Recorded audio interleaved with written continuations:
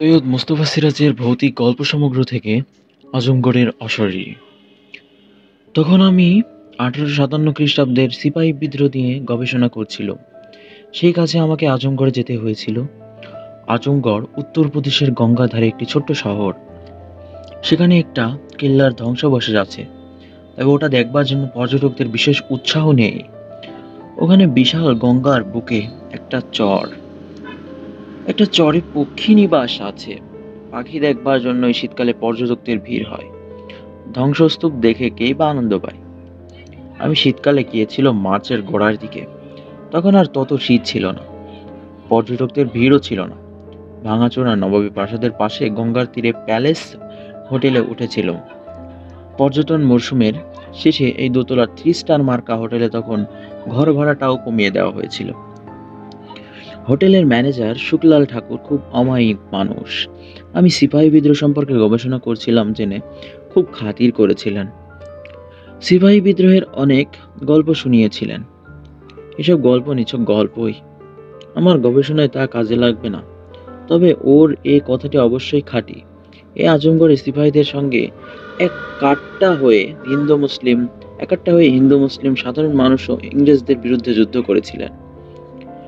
Mister ঠাকুর শুধু একটা ব্যাপারে আমাকে সাবধান করে দিয়েছিলেন, সূর্যাস্তের পর আমি যেন কেল্লাবাড়ি এলাকায় না থাকি। তাকে প্রশ্ন করে কোনো যুক্তিসঙ্গত উত্তর পাইনি। তিনি মুখে আতঙ্কের ছাপ ফুটিয়ে শুধু বলেছিলেন, সূর্যাস্তের পর ওই এলাকায় থাকলে বিপদ হতে পারে। আমি তাকে জিজ্ঞাসা করেছিলাম, কি বিপদ? প্যালেস হোটেলের ম্যানেজার কিছু বলতে যাচ্ছেন, এমন সময় কজন সাহেব মেম দল বেঁধে হোটেলের লাউঞ্জে ঢুকলেন। তিনি তাদের নিয়ে ব্যস্ত হয়ে পড়লেন। সেদিন সকাল থেকে দুপুর পর্যন্ত আমি ক্যামেরায় কেল্লাবাড়ি আর গঙ্গার ছবি তুলে বেরোলাম। কোথাও কোথাও ধ্বংসাবশেষের ঝোপ জঙ্গল আছে। গঙ্গার তীরে এক স্থানে খাড়া পাথরের পাঁচিল নেমে গেছে জলের তলায়। কোথাও ভাঙাচোরা পাথরের ঘাট শ্যাওলার সবুজ হয়ে আছে। আমি খুঁজে বেড়াচ্ছিলাম সেই ফাঁসির মঞ্চটিকে, যেখানে ইংরেজ সেনাধ্যক্ষ জন হকটন বিদ্রোহীদের ফাঁসিতে ঝুলিয়ে মেরেছিলেন। সেই বিদ্রোহীদের দলে ছিলেন নবাব আজম খানের কন্যা রেশমা বেগম। দিল্লির জাতীয় মহাফেজখানার কাগজপত্রে এই পিতাপুত্রীর নাম খুঁজে পেয়েছিল। আর পেয়েছিলাম একটা স্কেচ ম্যাপ। সেটা এঁকেছিলেন এক শিল্পী টমাস পিট। 1860 খ্রিস্টাব্দে সেই শিল্পী এই অঞ্চলে বেড়াতে এসেছিলেন। স্কেচ ম্যাপে কেল্লাবাড়ির সীমানা ছাড়াও খুঁটিনাটি অনেকগুলো স্থান চিহ্নিত করা ছিল। শিরমঞ্চ, বিদ্রোহীদের কবরখানা, রেশমা বেগমের গোপন অস্ত্রাগার, এরকম অনেক কিছুই ছিল ওতে। আমি জীর্ণ ম্যাপ থেকে কপি করে এনেছিলাম। সেই কপি থেকে স্থানগুলি খুঁজে বের করে দেখলাম অসম্ভব ব্যাপার। তবে একটা দৃশ্য আমার কাছে অদ্ভুতই মনে হচ্ছিল। সেদিকে ধ্বংসস্তূপগুলিতে শুধু লাল রঙের ফুলের সমারোহ চোখে পড়ে। আমি প্রকৃতি প্রেমিক নই, ইতিহাসের একজন গবেষক মাত্র। জীবনে কত ঐতিহাসিক স্থানে আমাকে যেতে হয়েছে, কিন্তু কোথাও এমন উজ্জ্বল লাল রঙের ফুল চোখে পড়েনি। নানা আকৃতির এসব ফুলের দিকে তাকিয়ে মনে হচ্ছিল, এগুলি কি ফুল? না চাপ চাপ রক্ত? এখানে কি অন্য রঙের ফুল ফোটে না? অবশ্য এখন বসন্তকাল, ফুল ফোটে, পাখিরা গান করে, কিন্তু এখানে পাখিরা কেন চুপ করে আছে? পাখির কথা ভাবতেই গঙ্গার ধারে পক্ষী নিবাসের কথা মনে পড়ল। তখন ধরে নিলাম এলাকার সব পাখি সেখানে গিয়েই জুটেছে। কোথায় সেই চর তা জেনে আসেনি। গঙ্গা এখানে প্রশস্ত, উত্তাল বাতাসে বড় বড় ঢেউ উঠে কেল্লার পাথরে পাঁচিলে অদ্ভুত শব্দ করছে। চোখ বন্ধ করলে মনে হচ্ছে হাজার হাজার মানুষের কোলাহল। ওপারে দূরে ঘন নীল পাহাড়গুলি দেখা যাচ্ছে। কয়েকটি জেল নৌকা ভেসে বেড়াচ্ছে। অন্য মনস্কভাবে গঙ্গার ধারে জীর্ণ শ্যাওলাধারা ঘাটের মাথায় একটা গাছের ছায়ায় দাঁড়িয়েছিল। এই সময় আমার ডান দিকে ধ্বংসস্তূপের ভেতর থেকে একজন ফকির বেরিয়ে এলেন। ফকিরের মাথায় জটা, মুখে লম্বা দাড়ি, পরনে পা পর্যন্ত লম্বা কালো আলখাল্লা, গলায় মোটা মোটা রং বেরঙের পাথরের মালা। তার এক হাতে প্রকাণ্ড চিমটেটার গোড়া রূপো আর তামার তারে বাঁধানো। ফকির ঘাটের কাছে এসে আমার দিকে চোখ কটমট করে তাকিয়ে বললেন, কোন হ্যাঁ তুম? আমি যথাসাধ্য হিন্দিতে নিজের পরিচয় দেওয়ার চেষ্টা করলাম। তারপর বললাম, রেশমা বেগমের ফাঁসির জায়গা তার কবর কোথায় তা কি আপনি জানেন? দেখিয়ে দিলে আপনার কিছু বকশিশ দেব। ফকির কিন্তু চটে গেলেন। তিনি উদ্দেশ্যরে বললেন, কে চাই তোমার বকশিস? শিগগির এখান থেকে চলে যাও, না গেলে তোমার বিপদ হবে। তাকে বোঝানোর চেষ্টা করলুম আমি সিপাহী বিদ্রোহীদের প্রকৃত ইতিহাস লিখতে চাই। কিন্তু ফকির আমাকে পাত্তা দিলেন না। মস্ত বড় চিমটেটা তুলে তেড়ে এলেন। চিমটের ডগা সূক্ষ্ম এবং ধারালো, বেগতিক দেখে আমি সরে এলাম। একটু পরে দূর থেকে দেখলুম ফকির আলখাল্লা খুলে রেখে জলে ঝাঁপিয়ে পড়লেন। ওখানে জল খুব গভীর। ফকির সেই জলে সাঁতার কাটছেন দেখে অবাক লাগলো। একটা ঝোপের আড়ালে দাঁড়িয়ে তাকে লক্ষ্য করছিলাম। কিছুক্ষণ পরে ফকির জল থেকে উঠে ভিজে গায়ে কালো আলখাল্লা পরে নিয়ে চিমটে সহ এগিয়ে গেলেন। তারপর ধ্বংসস্তূপের আড়ালে অদৃশ্য হলেন। ব্যাপারটা খুব অদ্ভুত লাগলো। ওকে অনুসরণের সাহস হলো না। শুধু জায়গাটা চিনে রাখলুম। তারপর প্যালেস হোটেলে ফিরে গেল। স্নান করার পর নিচের ডাইনিং হলে খেতে গেলুম। ডাইনিং হলে ছড়িয়ে ছিটিয়ে বসে লাঞ্চ খাচ্ছিলেন জনচারেক বোর্ডার। ম্যানেজারের কাছে শুনেছিল তারা নানা জায়গা থেকে এসেছেন এবং বিত্তবান ব্যবসায়ী। সাহেব মেম সাহেব দলটি তখনও বাইরে থেকে ফেরেননি। পরিচারক আসলাম খান আমাকে সেলাম দিয়ে খাদ্য পরিবেশন করলো। সেই সুযোগে তাকে কেল্লাবাড়ির সেই ফকিরের কথা বলল। আসলাম খান একটু হেসে বলল, ও তো পাগলা বাবা স্যার, কে ওখানে পীরের দরগা আছে, সেখানে থাকে, একেবারে পাগল। খিদে পেলে তখন কিন্তু বেরিয়ে আসে, শহরের রাস্তায় বসে সাপ দেয়।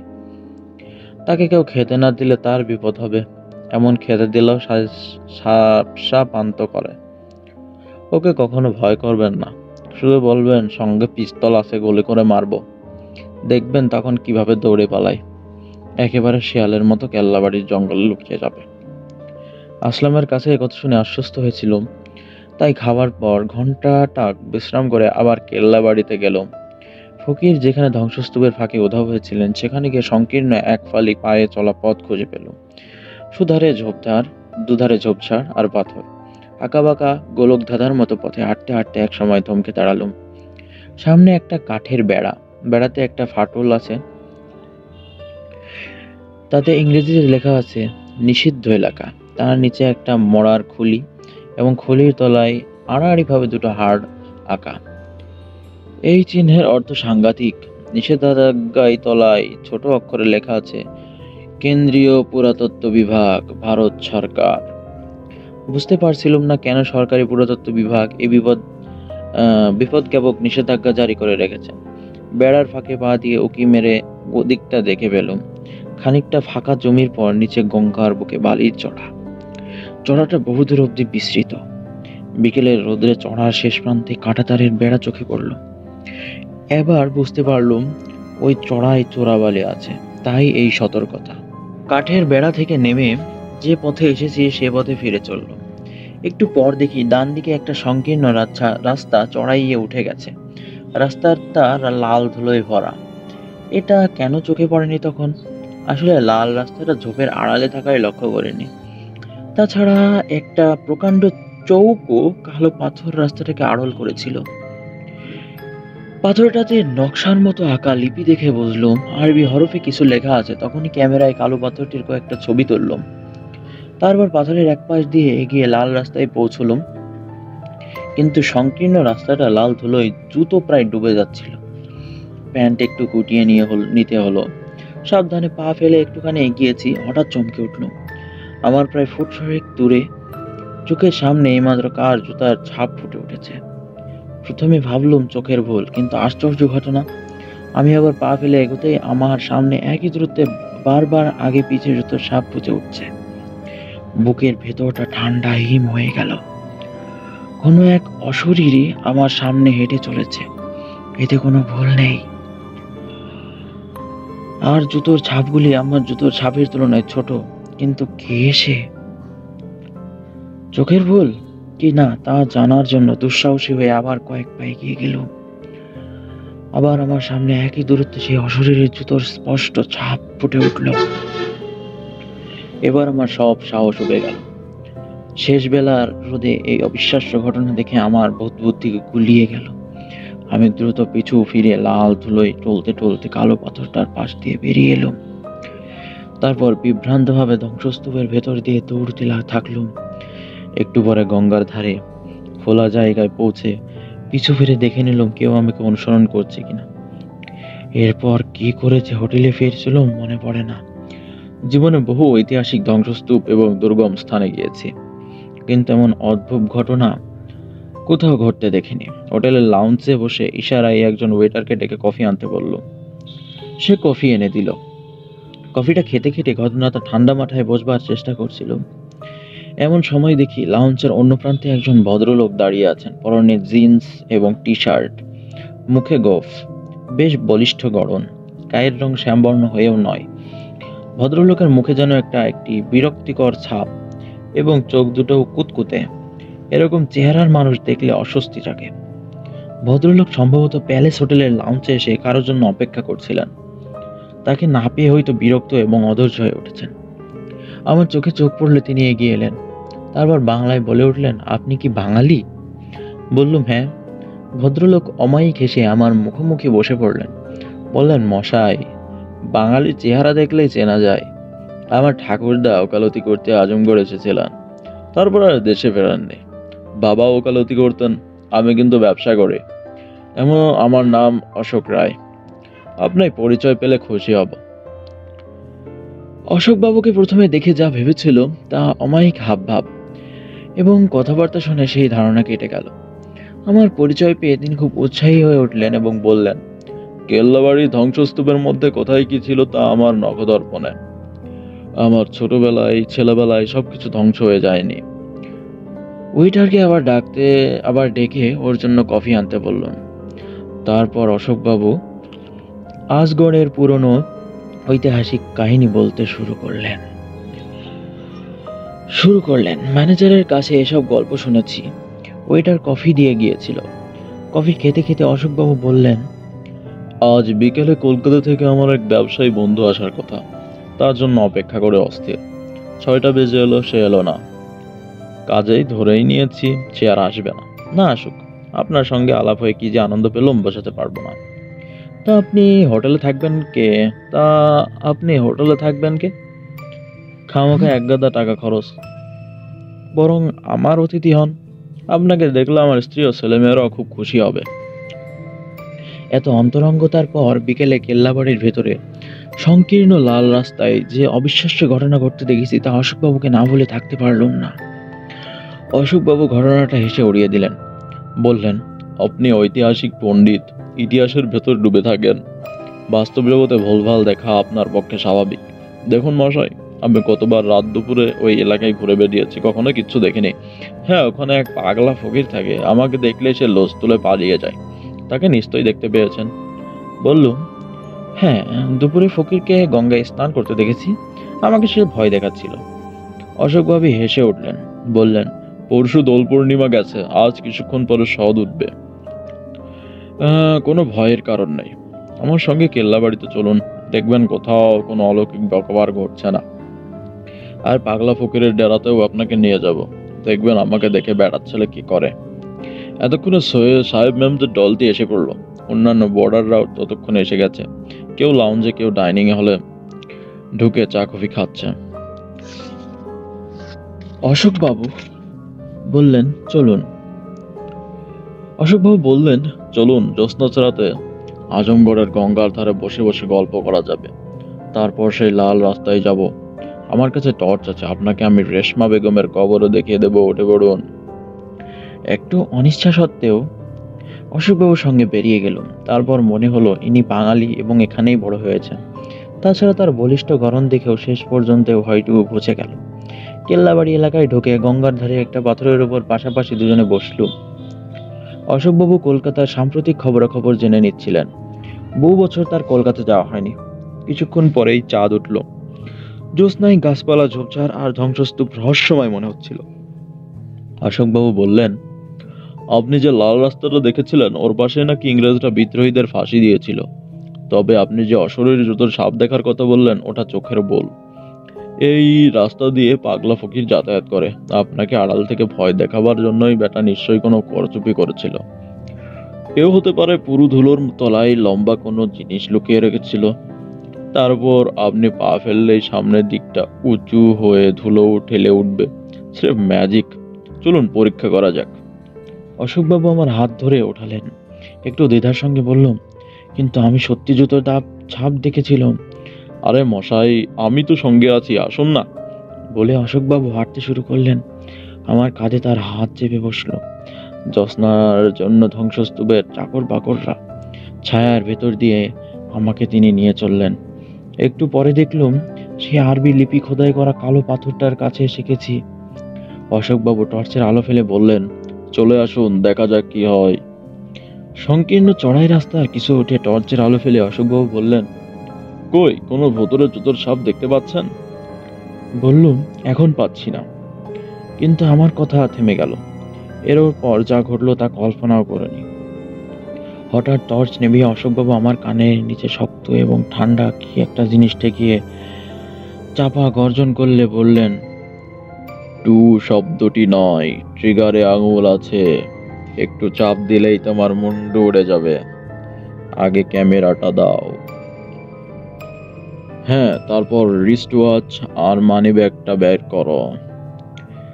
মুহূর্তে আমি টের পেয়ে গেছি এক ভদ্রবেশী গুন্ডার পাল্লায় পড়েছি। হোটেলের ম্যানেজার মিস্টার ঠাকুর আমাকে সাবধান করে দিয়েছিলেন কেন এতক্ষণে তার মর্ম বুঝতে পারলাম। সেই ফকিরও হয়তো আমাকে সাবধান করে দিতে চেয়েছিলেন, কিন্তু এখন তো আর কোনো উপায় নেই। ক্যামেরাটা গলা থেকে ঝুলছিল। সেটা হাতে ধরে কাঁপতে কাঁপতে বলল, দয়া করে এটা নেবেন না। মানি ব্যাগে 1000 খানেক টাকা আছে, তা নিন। ঘড়িটাও নিন, কিন্তু ক্যামেরায় লোড করা ফিল্ম, অনেক ছবি আছে, দয়া করে অন্তত ফিল্মের রোলারটা বের করে নিতে দিন আগে। অশোকবাবুরূপী দুর্বৃত্ত অগ্নেয়াস্ত্রের নল আমার কানের নিচে আরো চেপে হিসিস করে বলে উঠল, চুপ, শিগগির আর একটা কথা বললে তোর লাশ পড়বে, আর সেই লাশের কথা কেউ জানতেও পারবে না, কারণ তোর লাশ আমি চোরাবালিতে ফেলে দিয়ে আসবো। চোরাবালিতে তোর মতো কত লাশ আমি ফেলে এসেছি, সব তলিয়ে গেছে। বলেই সে ধমক দিল, আবে জলদি কর। এতক্ষণে মনে হলো লোকটার মাতৃভাষা বাংলা নয়, তার বাংলা কথাবার্তায় কেমন যেন একটু হিন্দির টান ছিল। কিন্তু এবার ডান কানের নিচে ব্যথা পেয়ে যন্ত্রণায় কাঁকিয়ে উঠতেছিল। তারপরে আবার একটা অদ্ভুত ঘটনা ঘটে গেল। আচমকা সপাং করে একটা প্রচন্ড শব্দ হলো। তারপর দেখলুম দুর্বৃত্ত তার হাটের অস্ত্র ছিটকে পড়লো এবং সে আর্তনাদ করে পড়ে গেল। তারপর আবার সপাং করে প্রচন্ড শব্দ হলো। গুন্ডাটা লাল ধুলোয় গড়তে শুরু করলো। এ এক বিস্ময়কর ঘটনা। কোনো অশরীরী অদৃশ্য চাবুক মেরে চলেছে তাকে। সে একবার কাত হচ্ছে, একবার উপর হচ্ছে, হাঁটু মুড়ে ওঠার চেষ্টা করছে। তারপরে সে প্রচন্ড শব্দ এবং তার মুহুর্মুহু আর্তনাদ শুনতে পারছি। জ্যোৎস্নায় স্পষ্ট দেখছি লোকটার গায়ের টি শার্ট ফালা ফালা হয়ে গেল, কালো কালো ক্ষতরেখা ফুটে উঠেছে। আমি হতবুদ্ধি হয়ে দাঁড়িয়ে আছি। লাল ধুলো ভরা রাস্তায় লোকটা ক্রমাগত গড়াচ্ছে এবং গলা দিয়ে গো গো শব্দ বেরোচ্ছে। অশরীরী চাবুকের শব্দ ক্রমশ প্রচন্ডতর হয়ে উঠেছে। লাল ধুলোর ঝড় বয়ে যাচ্ছে এবার। তার আড়ালে চাবুকের ক্রমাগত শব্দ আর গুনগানি শুনতে শুনতে এক সময় আমার চেতনা ফিরে এলো। তখনই দৌড়ে নেমে এসে কালো পাথরটার পাশ দিয়ে বেরোলাম। তারপর ধ্বংসস্তূপের ভেতর দিয়ে ভোলা জায়গায় ছুটে চললাম। কেল্লাবাড়ির ভাঙা ফটকের কাছে গিয়ে প্যান্ট শার্ট থেকে ধুলো ছেড়ে হোটেলে ফিরে চলল। না, কাউকে এসব অবিশ্বাস্য ঘটনার কথা বলা উচিত হবে না। রাতে ডিনার খাইনি। ম্যানেজার খবর নিতে এসেছিল আমার রুমে।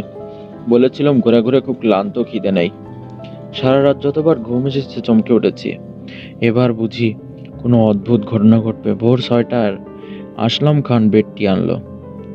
তারপর গম্ভীর মুখে বলল, খবর আছে স্যার, সুখবর, তাই বলা উচিত মনে হলো। বললুম, কি সুখবর আসলাম? সে বলল, আজমগড়ে একজন সাংঘাতিক গুন্ডা ছিল, তার নাম কালপো। সে আমাদের হোটেলে এসেও ম্যানেজার সাহেবের কাছে টাকা দাবি করত। কাল সন্ধ্যার আগে সে নাকি আপনার সঙ্গে কথা বলছিল, ওয়েটার রমেশ দেখেছে, কিন্তু আপনাকে সাবধান করার সুযোগ পায়নি। কি সুখবরটা? কাকু, গুন্ডাকে কে বা কারা রাত্রে মেরে কেল্লাবাড়ির ভেতরে লাশ ফেলে এসেছে। পাগলা ফকির খুব বড় সেই লাশ দেখে থানায় খবর দিয়েছিল। আশ্চর্য ঘটনা স্যার, তার পিস্তল আর টর্চটা সেখানেই পড়েছিল। আচ্ছা আসলাম, কাল্লু কি বাঙালি ছিল? না স্যার, তবে সে উর্দু, হিন্দি, ইংরেজি, বাংলা সব ভাষাতেই কথা বলতে পারত। কলকাতাতে নাকি তার ছোটবেলা কেটেছিল। স্কুলে পড়েছিল, তাই বাংলাও বলতে পারতো। আজমগড়ে বাঙালি আছে, তারা তো কাল্লুকে বাঙালি বলেই মনে করত। কাল্লু কখন কোন রূপ ধরতো তা চেনা কঠিন। কাল্লুর লাশ কি পুলিশ নিয়ে গেছে?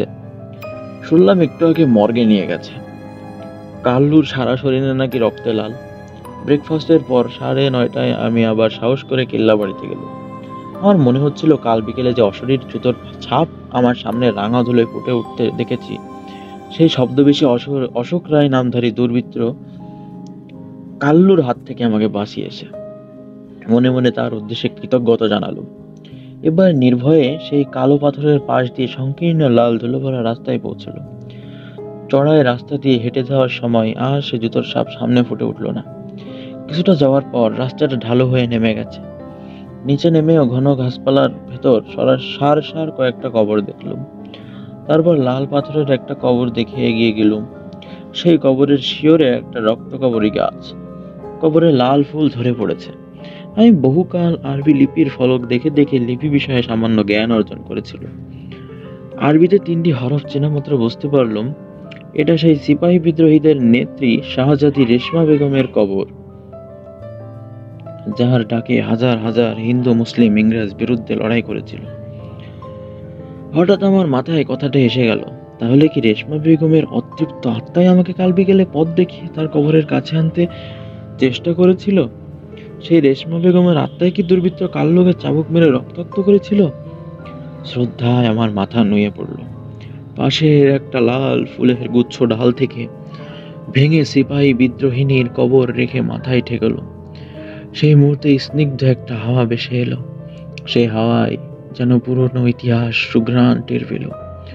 মনে মনে বললুম, প্রথম স্বাধীনতা যুদ্ধের নায়িকা বীরঙ্গনা তুমি, তোমার জীবন কাহিনী আমাকে লিখতেই হবে। এই সময় পাগলা ফকির এসে গেল। অট্টহাসি হেসে সে বলল, বাবুজি आपका उपलोर रेशमा बेटी बहुत खुश है, तो अब आप तुरंत तो यहाँ से चला जाइए। रेशमा बेटी को अकेला रहने दीजिए। बेटी जिंदगी में बहुत दुख पाई, बहुत दुख सही और मर गई बेटिया। তখনই নিঝুম কবরখানা থেকে চলে এলো। ইতিহাসে এসব আশ্চর্য ঘটনা লেখা যাবে না, সেগুলো আমার ব্যক্তিগত জীবনেই থেকে যাক। হ্যাঁ, সে অদ্ভুত ঘটনা এতদিন কাকেও বলেনি, কিন্তু আমি বৃদ্ধ, মৃত্যুর আগে ঘটনাগুলি লিখে যাওয়া উচিত মনে করেই লিখে ফেললাম। এর সত্য মিথ্যা নিয়ে প্রশ্ন তুললে আমি নিরুত্তর থাকবো।